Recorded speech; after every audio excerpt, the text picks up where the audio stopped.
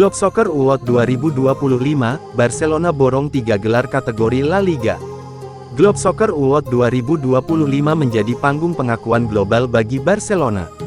Klub Katalan itu menyapu bersih kategori La Liga di Dubai. Keberhasilan ini menegaskan kembali posisi mereka sebagai kekuatan utama sepak bola Liga Spanyol sepanjang musim 2024-2025. Dalam malam yang dihadiri elit sepak bola dunia, Barcelona tampil sebagai pusat perhatian dengan trofi-trofi prestisius.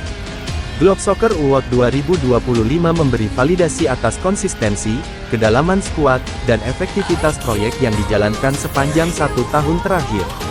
Hansi Flick meraih penghargaan pelatih terbaik La Liga, berkat transformasi signifikan yang ia bawa sejak mengambil alih tim.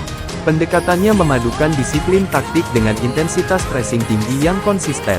Barcelona di bawah Flick tampil agresif tanpa kehilangan struktur permainan. Akan tetapi, kekuatan utama mereka tetap terletak pada kemampuan membaca situasi dan mengontrol tempo pertandingan. Kepercayaan Flick pada pemain muda La Masia juga memberi dampak langsung. Integrasi talenta akademi membuat tim lebih dinamis sekaligus efisien dalam jangka panjang. Rafinha dinobatkan sebagai pemain terbaik La Liga.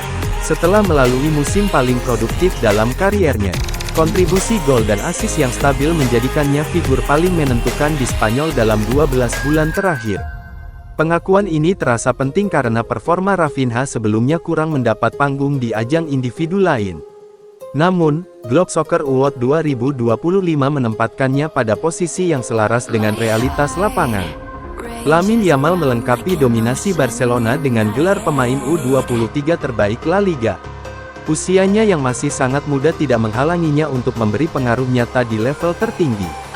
3 trofi kategori La Liga yang diraih ini menutup tahun 2025 dengan catatan manis bagi Barcelona. Globe Soccer Award 2025 sekaligus menjadi penanda bahwa supremasi mereka dibangun oleh keseimbangan pengalaman dan generasi. Mayoritas fans Barcelona dukung perekrutan Marcus Rashford secara permanen. Barcelona mulai memanaskan bursa transfer jelang pergantian tahun. Di tengah persiapan menghadapi derby Katalan melawan Espanyol pada awal Januari, satu nama justru mencuri perhatian publik Camp Nou. Nama itu adalah Marcus Rashford. Winger asal Inggris itu tampil cukup konsisten sejak bergabung sebagai pemain pinjaman dari Manchester United. Kontribusinya di lini serang membuat Rashford perlahan menjadi sosok yang diperhitungkan dalam skema permainan Barcelona. Situasi ini memunculkan perdebatan di kalangan supporter Blaugrana. Apakah Rashford layak dipermanenkan pada musim panas mendatang atau justru hanya solusi jangka pendek di tengah keterbatasan finansial klub? Sebuah survei terbaru menunjukkan bahwa sebagian besar pendukung Barcelona sudah memiliki sikap tegas terkait masa depan Rashford. Menurut laporan Mundo Deportivo, sebanyak 54,6% penggemar Barcelona mendukung klub untuk mengaktifkan opsi pembelian Marcus Rashford dari Manchester United pada akhir musim.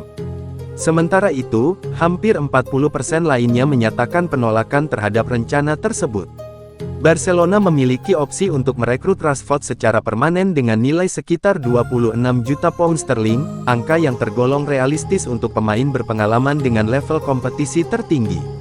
Sulit membayangkan pemain dengan rekam jejak seperti Rashford tersedia di pasar dengan harga serupa.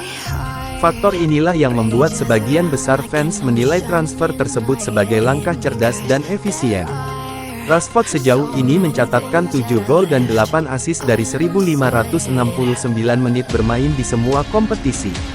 Catatan itu membuatnya menjadi salah satu pemain paling produktif di skuad Barcelona musim ini. Hanya Lamine Yamal yang mencatatkan keterlibatan gol lebih banyak dengan total 19 kontribusi langsung.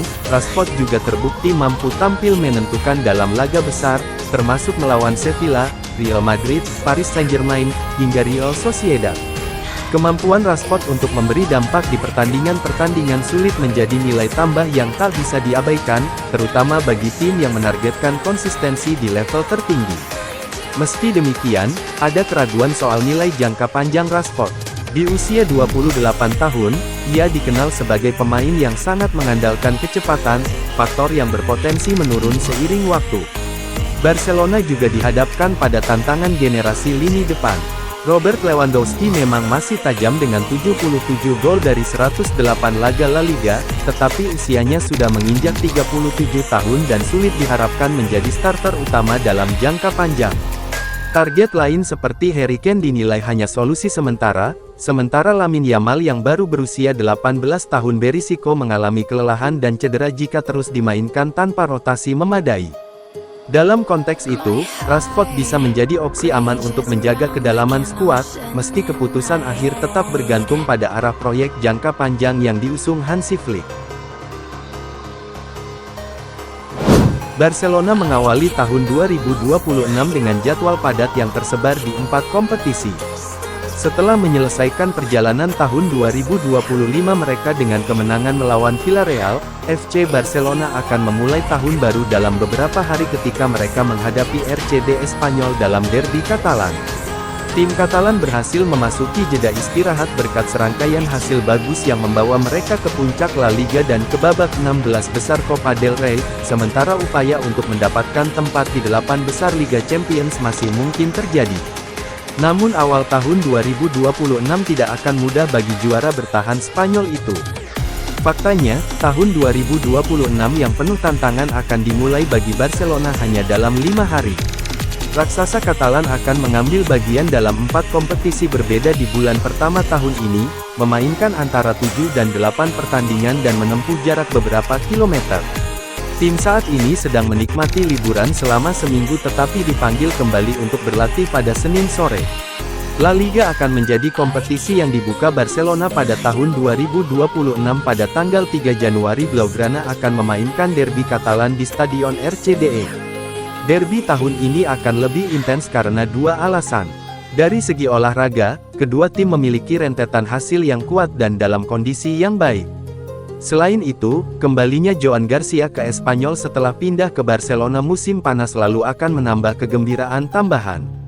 Usai pertandingan di Stadion RCDE, Barcelona akan bertandang ke Arab Saudi untuk Piala Super Spanyol. Barcelona, sebagai juara La Liga, dan Athletic Club, sebagai runner-up Copa del Rey, akan memainkan semifinal pertama pada tanggal 7 Januari. Sehari kemudian, Real Madrid dan Atletico Madrid saling berhadapan. Final dijadwalkan pada tanggal 11 Januari dengan asumsi Barcelona maju. Jika tim Katalan mencapai final ini, mereka hanya punya sedikit waktu untuk pulih sebelum babak 16 besar Copa del Rey.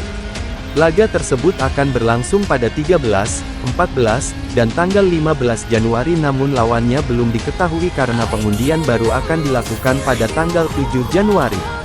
Minggu ini berakhir untuk Barcelona dengan pertandingan La Liga melawan Real Sociedad. Liga Champions kembali pada minggu berikutnya. Pada tanggal 21 Januari Barcelona akan menghadapi Slavia Praha. Akhir pekan ini mereka menjamu Real Oviedo di Spotify Camp Nou dalam pertandingan Liga, kemungkinan dengan peningkatan kapasitas. Pada pekan terakhir bulan Januari, pasukan Hansi Flick akan kembali berlaga di Liga Champions, menjamu Copenhagen. Semuanya menunjukkan bahwa pertandingan melawan Elche bisa berlangsung pada tanggal 1 Februari namun waktu kick-off belum ditentukan.